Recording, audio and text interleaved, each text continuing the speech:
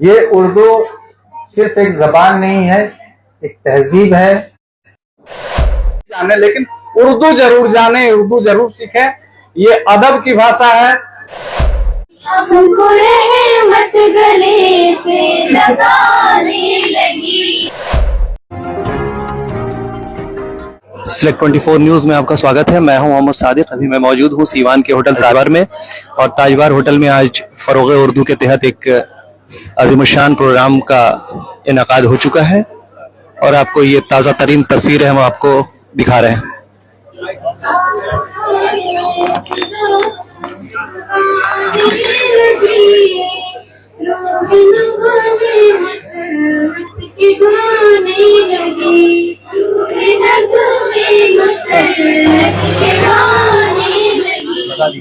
ये है जो काबिले कदर है, जिसकी आने से रहमत भी आने लगी, जिसके आने से रहमत भी आने लगी।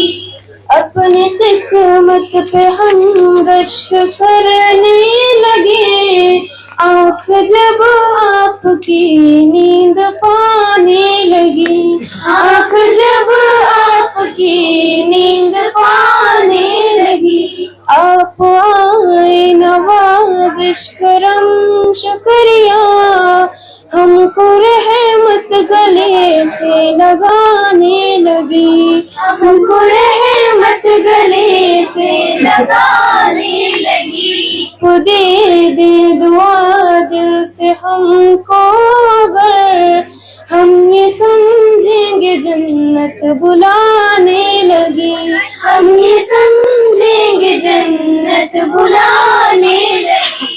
आप आए नवाजिश करम शुक्रिया, मुसरत घटा दिल पे छाने लगी, मुसरत घटा दिल पे छाने लगी। अस्सलाम वालेकुम वरहमतुल्लाहि वबरकातुहू। माशाल्लाह, बहुत अच्छा। आप सब इन बच्चे की हौसला अफजाई के लिए एक बार और जोरदार तालियों से।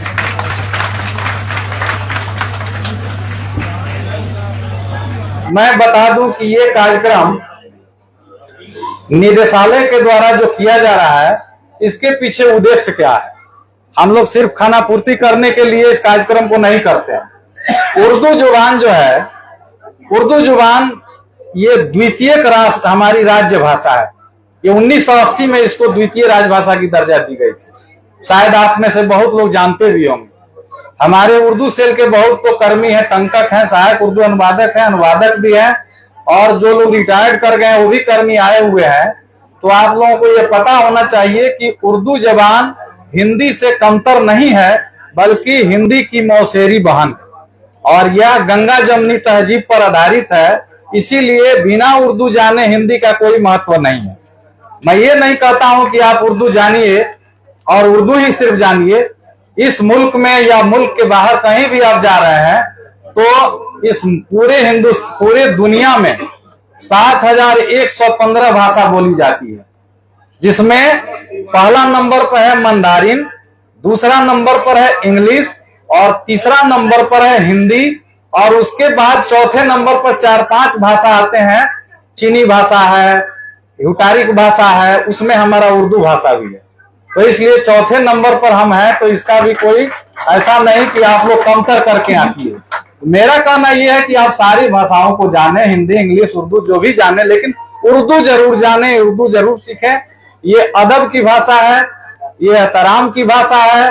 उर्दू से आपका तमीज में बदलाव होता है। इसी को हम बोलेंगे भवन, लेकिन इसको इमारत बोलेंगे तो कैसा लगेगा, इसकी खूबसूरती बढ़ जाती है। उसी तरह से उर्दू जब आदमी लैंग्वेज में आ जाता है, हम लोग प्रतिदिन हिंदी बोलते हैं, भोजपुरी बोलते हैं, लेकिन उसमें उर्दू कहीं ना कहीं समाया हुआ है। तभी आपको लगेगा कि आदमी बड़ा अच्छा बोल रहा है। आप गजलों की दुनिया में जाएंगे, फिल्मों की दुनिया में जाएंगे, आप फिल्मों की दुनिया में देखे होंगे पाकीजा फिल्म, मुगले आजम देखे होंगे आप। बहुत से फिल्म है जिसमें उर्दू को अधिक से अधिक प्रयोग किया गया है। और उर्दू जहां प्रयोग नहीं है, जिस गाने में, आज भी वो गाना कालजयी है जिस गाना में उर्दू लफ्ज अधिक से अधिक प्रयोग हुआ है। और ऐसा नहीं कि उर्दू जो है वो किसी कौम या किसी मजहब की भाषा है, ये इसकी पैदाइश इसी हिंदुस्तान में हुई है। आप लोग सुनिएगा मैडम, थोड़ा सा सुन लीजिए। इसकी पैदाइश इसी हिंदुस्तान में हुई है और हिंदुस्तान में पैदाइश होने के नाते बहुत से राजा राम मोहन राय, भारतेंदु हरिश्चंद्र, आपके फिराक गोरखपुरी, ऐसे वैसे नामचीन जो लोग थे, जो शायर थे, जो बहुत बड़े राष्ट्र कवि थे, जो आपके इकबाल साहब थे, फिर गालिब साहब थे, ऐसे ऐसे लोग इसमें अपना उर्दू को अपना करके आज उन लोग इतिहास के पन्ने में उनका नाम है। सोजे वतन का नाम आप लोग जानते होइएगा। सोजे वतन किसी मुसलमान के द्वारा लिखा हुआ नहीं है। राजा राम मोहन राय ने भी बहुत सी कविताएं लिखी हैं। जब हमारा इनकलाबी दौर चल रहा था, जब आजादी की लड़ाई की बातें आ रही थी, उस दरमियान उर्दू जबान ही हम लोगों को, सभी लोगों को एकत्रित किया ताकि गोरे लोग यहाँ से भाग पाए। सरफरोशी की तमन्ना अब हमारे, आप लोग सुने ही हैं। तो ये जितना भी चीज आप देखे हैं, तो ऐसा नहीं कि उर्दू जबान की कभी भी अहमियत कम हुई है, लेकिन आज का जो मॉडर्न एज है, इसमें थोड़ा इसको, हमारे नए पीढ़ी के बच्चे हैं, वो चाहते हैं कि हम इंग्लिश पढ़ें, हिंदी पढ़ें, बाकी चीज पढ़ें, इंग्लिश को थोड़ा इग्नोर करते हैं। तो जितने भी उर्दू अखबार वाले यहाँ बैठे होंगे, आए होंगे, मैं आपसे भी अनुरोध करूंगा कि भाई आप उर्दू में अच्छे अच्छे खबर को जरूर छापिए और उसमें जगह दीजिए। और आप जितने भी अभिभावक यहाँ बैठे हैं, आप सबसे मेरा अनुरोध होगा कि आप अपने घरों में हिंदी पढ़ें, इंग्लिश पढ़ें, उर्दू का, ये पेपर का, लेकिन उर्दू का भी आप कोई यहाँ पर कौमी तंजीम है, गरम हवा है, पिंदार है, राष्ट्रीय सहारा है, तो आप इनको भी लेकर के पढ़ें। मैं खुद पढ़ता हूँ, मुझे उर्दू बहुत कम आती है लेकिन मैं पढ़ता हूँ। तो आप लोग जब पढ़ेंगे तभी वर्ड आपके पास आएगा। जब वर्ड ही नहीं आएगा आप क्या बोलेंगे? आपको पता ही नहीं चलेगा सलाहियत क्या है और सफायत क्या है, हुकूमत क्या है, इजाजत क्या है, ये सारा कुछ पढ़ने से मिलेगा। तो उर्दू जबान जो है ये किसी जाति का, किसी मजहब का जबान नहीं है, ये मादरे हिंद की जबान है, मादरे हिंद की जबान है। ये भारत माता में पैदाइश हुआ, यहीं पर जन्म लेके बड़ा है, पला है, नौजवान हुआ है, बूढ़ा नहीं होने देना है। ये हमारी आप लोगों से गुजारिश है कि बूढ़ा नहीं होने देना है इसको, बस इसको जवान रखना है। जवान रखने के लिए जरूरत है कि साल में एक बार हम लोग सेमिनार करवाते हैं। राज्य सरकार की मैं यहाँ पर इसलिए धन्यवाद दूंगा कि राज्य सरकार कम से कम लाखों लाख रुपया खर्च कर रही है उर्दू को जिंदा और जवान रखने के लिए। तो हमारे कंधे पर ये जिम्मेवारी है, हम सबके कंधे पर ये जिम्मेवारी है कि हम इस खूबसूरत जुबान को, शीरी जबान को अपने दिल में भी रखें, दिमाग में भी रखें, जबान पर भी रखें। जब तक ये हम नहीं रखेंगे तब तक इसका जो अस्तित्व है, जो कमतर देखा जाएगा, वो हम लोगों को अच्छा नहीं होगा। हम लोगों के लिए भी ये बहुत बड़ा प्रेस्टीज का मामला हो जाएगा। तो इसको कमतर नहीं होने देना है। यही अनुरोध, यही आप लोगों से गुजारिश के साथ मैं अपने इस वाणी को विराम दूंगा और चाहूंगा कि आप लोग उर्दू अखबार जरूर पढ़ें, उर्दू खबर को जरूर देखें, अपने बच्चों को तालीम में उर्दू जरूर सिखाएं। बाकी हमारे पास बहुत से विद्वान लोग हैं और हमारे सर भी आए हुए हैं, जो हम लोगों के आज के लीडर वही हैं, तो उनसे भी हम लोग बहुत कुछ मार्गदर्शन लेंगे। इसलिए बहुत बहुत शुक्रिया, बहुत बहुत आभार। तो ये सिवान के लिए भी बहुत बड़ा एजाज है कि यहाँ के जिले और एडमिनिस्ट्रेशन इस बारे में, उर्दू के फरोग के बारे में सोचता है और उसके लिए काम अंजाम दे रहा है। और उसके लिए ये बेहतरीन पहल है और कोशिश कीजिए आप सभी उर्दू को उसी तरह से समझिए जिस तरह से हम कोशिश कर रहे हैं फरोग देने की। हमारे तमाम अधिकारी, हमारा एडमिनिस्ट्रेशन कोशिश कर रहा है, आप लोग भी उसको उसी तरह अडॉप्ट कीजिए और कोशिश कीजिए कि अपनी जबान को फरोग दीजिए, क्योंकि ये जबान आपकी है और आपका हक है इसको फरोग देने का। जावेद अंसारी साहब और जो कि यहाँ के एडिशनल डिस्ट्रिक्ट मजिस्ट्रेट हैं, उनको दावत देते हैं कि वो आए और अच्छे ख्यालात का इजहार करें और कोशिश कीजिए आप सब उनके ख्यालात से मुतमिल होते हैं।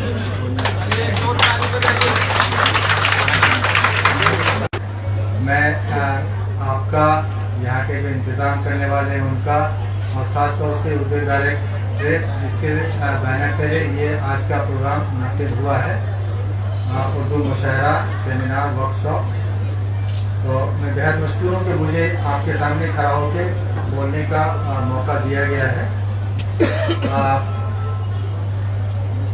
मैं अपनी बात शुरू करने से पहले कुरान शरीफ की एक आयत कोट करना चाहूँगा। बिस्मिल्लाहिर्रहमानिर्रहीम। अर्रहमान अल्लमल कुरान खलक़ल इंसान अल्लमहुल बयान। वो बहुत मेहरबान ज़ात है जिसने इंसान को पैदा किया, कुरान सिखाया और उसको बोलने की सलाहियत दी, बोलना सिखाया। अल्लाह ने जब इंसान को पैदा किया तो इंसान का आपस में ताल्लुक बेहतर तौर से कैसे कायम रह सकता था, इसके लिए अल्लाह ने फिर ज़बानें पैदा की। ये जो ज़बान है वो हमारे एहसासात और जज्बात को बयान करने का एक मौसर जरिया है। और ये अगर ज़बान ना होता तो बहुत कुछ नहीं होता। ये ज़बान की बदौलत ही यही वो ज़बान है जिसकी वजह से हम एक आपस में एक बेहतर रिश्ता समाजी इंफरादी तौर पे कायम रख सकते हैं, रखते हैं। अल्लाह ने मुख्तलिफ ज़बानें पैदा की, उसमें एक ज़बान उर्दू है। ये उर्दू सिर्फ एक ज़बान नहीं है, एक तहजीब है,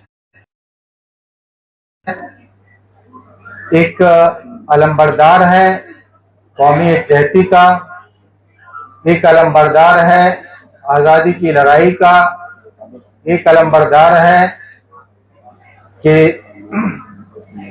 ये जो गंगा जमनी तहजीब है इसका, कि आपको ये बात अच्छी तरह से मालूम होनी चाहिए कि अगर कोई ज़बान सिर्फ बोली जाती है मगर पढ़ी नहीं जाती है, लिखी नहीं जाती है, तो वो ज़बान अपना वजूद कायम नहीं रख सकती है। ये आज की इस वर्कशॉप का, सेमिनार का मकसद यही है कि हमें इस बात, उर्दू ज़बान बैनुल-अक़वामी ज़बान होने की सलाहियत रखती है। इस लिहाज से इसका सिर्फ बोला जाना, अपने बोलचाल में इसका इस्तेमाल करना ही काफी नहीं है। इसका लिखा जाना और इसकी तरगीब दी जानी बहुत जरूरी है। आपको पता होना चाहिए कि जो मायनाज हस्तियां हैं जिन्होंने उर्दू की खिदमत की, बहुत ही कीमती तसानीफ है, आप उससे कभी बहरोबर नहीं हो सकते अगर आप। और मैं चाहता हूं कि आप जिस प्रोग्राम में आप शरीक हैं, यहाँ पे सुबह से शाम तक चलने वाला ये प्रोग्राम, मतलब अभी से सेकंड सेशन भी ये चलेगा। काबिल इज्जत हमारे मेहमान, हमारे अजीज एडीएम सर, बहुत बहुत शुक्रिया आपका कि आपने हमको इतने अपने बेहतरीन ख्यालात से नवाजा। और इस सेशन का यहाँ पर ही इख्तिताम होगा, इसके लिए जो हज़रात यहाँ स्टेज पर मौजूद हैं और बाकी तमाम हज़रात का एक दफ़ा शुक्रिया अदा किया जाएगा। दर्द, मिर्गी, नशा, भूलने की बीमारी, अत्यधिक गुस्सा आना, घबराहट एवं नस की समस्याओं से अगर आप भी हैं परेशान तो मिलिए शहर के मशहूर साइकाट्रिस्ट डॉक्टर पंकज कुमार गुप्ता से। हमारा पता है डॉक्टर रामाजी चौधरी से 100 कदम पूरब, doctors colony Bahadiya road Siwan. संपर्क नंबर 85 399 43 151। अब आपके शहर सिवान के लक्ष्मीपुर में भरपूर सुविधाओं के साथ खुल गया है hotel select and marriage hall. आपको बता दें 10 जून से भारी डिस्काउंट के साथ बुकिंग शुरू है, एक बार जरूर पहुंचें। इसमें आपको मिलेगा फुली एयर कंडीशन, साथ ही बुकिंग के साथ टेंट का सारा सामान, बर्तन और चूल्हा बिल्कुल फ्री। जल्द ही किसी भी कार्यक्रम को अच्छे वातावरण में करने के लिए बुक करें hotel select and marriage hall. हमारा पता है लक्ष्मीपुर सिसवन ढाला बिसाइड डॉक्टर तौफीक अहमद। हमारा कॉन्टेक्ट नंबर है 8797327330। एक बार जरूर पहुंचें और इस भारी डिस्काउंट का लाभ उठाएं। तमाम बड़ी खबरों के लिए बने रहें हमारे YouTube चैनल Select 24 न्यूज़ को लाइक, सब्सक्राइब, शेयर ज़रूर करें। साथ ही हमारे Facebook पेज को भी लाइक, शेयर, कमेंट करना ना भूलें और हमारे वेबसाइट www.select24news.in पर विजिट ज़रूर करें।